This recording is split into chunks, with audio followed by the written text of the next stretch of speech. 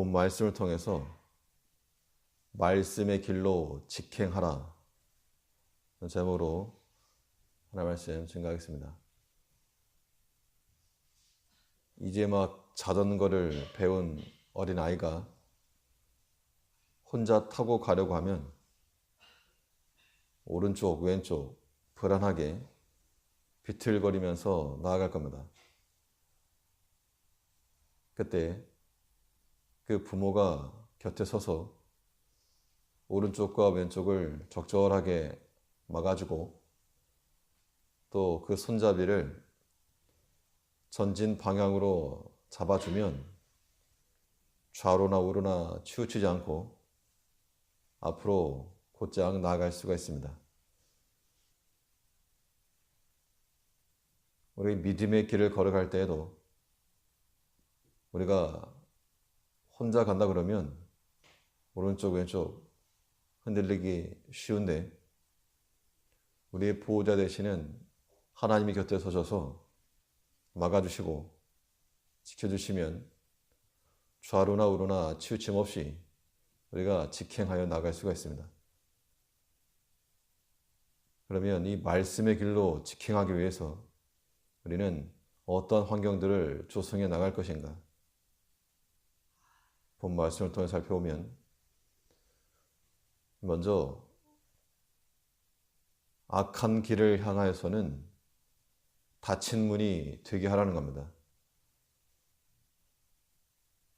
각 전철역마다 스크린 도어가 있어서 낙상 사고를 방지할 수 있는 것 같이 악한 길 앞에서 마치 이 스크린 도어를 두는 것 같이 닫힌 문을 두어서 우리가 거기에 빠지지 않고 들어가지 않으므로 오직 주의 말씀으로만 걸어갈 수 있도록 다스려가는 것, 이것이 말씀의 길로 직행할 수 있는 환경을 만드는 겁니다. 101절을 보면 내가 주의 말씀을 지키려고 발을 금하여 모든 악한 길로 가지 아니하였사오며 주의 말씀을 지키려고 악한 길에 자신의 발을 담지 않았다는 겁니다. 사실 이런 것은 굉장히 좋은 믿음인데 본인 스스로 조절 능력이 있어서 하나님의 말씀을 순종하고자 하는 목적을 위해 악한 길을 버리는 거, 이거 정말 큰 믿음입니다. 근데 보통은 본인의 신앙적 결단을 가지고 나간다고 해도 이 악한 길의 유혹과 미혹 앞에서 무너지기가 쉽다는 겁니다. 아무리 우리가 기도를 하고 말씀을 묵상하고 마음의 결심을 하고 나아가도 이 악한 길이 우리 눈앞에 나타나게 되면 마치 습관적으로 따라가는 우리의 옛 본성이 남아있다는 겁니다. 그러므로 이 악한 길을 금하려면 우리 자신의 의지에만 맡길 것이 아니라 그 악한 길로 나아가기 어려운, 접근하기 어려운 구조를 만들어 놓는 것이 더 안전한 겁니다. 사람이 악한 일을 언제 행하는가? 사람이 악한 일을 행할 때는 많은 사람이 있는 곳에서 그런 게 하는 게 아니고 사람들이 보지 않는 곳에서 또 은밀하게 행하는 경우가 대부분입니다. 우리가 이러한 미혹에 빠지지 않으려면 우리 스스로를 그러한 환경에 놓지 않는 것이 이 악한 길 앞에 닫힌 문을 두는 겁니다. 스스로 선택을 해서 악한 길을 버리고 피할 정도가 되더라도 우리가 다 그러한 신앙 인격들을 가지고 있다 하더라도 우리는 우리 자신을 지나치게 믿을 것이 아니고 언제든지 넘어질 수 있다. 믿음이 있다고 해서 항상 거룩한 것만이 아니고 언제든지 넘어질 수 있다. 그 마음으로 우리가 항상 삼가 조심하는 것이 필요합니다. 그 광야 연단을 받고 왕의 자리에 올랐던 다윗도 수많은 시험을 이겨내고 그렇게 하나님을 사랑하며 신앙 고백했던 그였지만 다치지 않은 문 앞에 서 있다가 죄를 범하고 하나님의 심판을 피할 수 없다는 겁니다. 이제 우리가 우리의 발을 금하여 악한 길로 넘어가지 아니하는, 우리 스스로 다 알고 있습니다. 사실은 이것이 악한 길인지 아니면 하나님이 기뻐하실 만한 일인지, 우리 마음에 죄의 미혹을 따라가지 않고 죄를 책망하고 성령의 길을 제시하는 우리의 신앙 양심을 버리지 않으면 악한 길 앞에서도 멈출 수 있는 겁니다. 그러므로 악한 길 앞에서는 닫힌 문을 두어서 우리가 오직 말씀의 길만 직행할 수 있도록 좌우로 치우치지 않도록 우리 자신을 다스려가는 것, 무엇보다 중요합니다. 또한 이 말씀의 길로 직행하기 위해서 우리가 어떠한 환경을 또한 만들어 가야 되는가? 선한 길을 향해서는 열린 문이 되게 하라는 겁니다.